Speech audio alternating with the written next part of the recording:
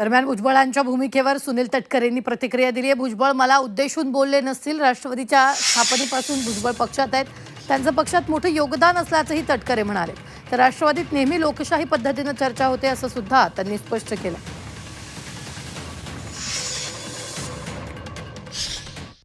भुजबळ आहेत आणि त्याच्यामुळे त्यांच्या स्टाईलनी त्यांना ज्या वेळेला जे सांगायचं असतं ते सांगत असतात.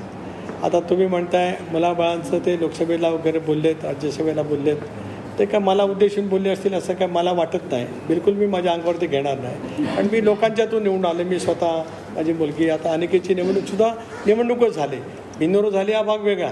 तर त्यामुळे ते तसं असेल असं मला बिलकुल त्या ठिकाणी वाटत नाही.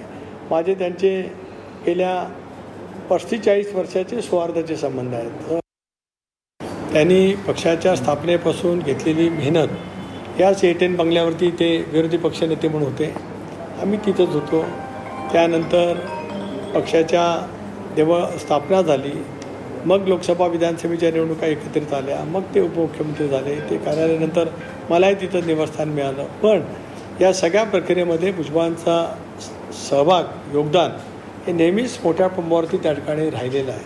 त्याच्यामुळे त्यांचा मान सन्मान, त्यांचे विचार, त्यांना अभिप्रेत असलेलं या बाबतीतल्या अनेक बाबी यापूर्वीसुद्धा होत गेल्या, याच्या पुढच्या कालावधीमध्ये सुद्धा त्याच पद्धतीने होतील.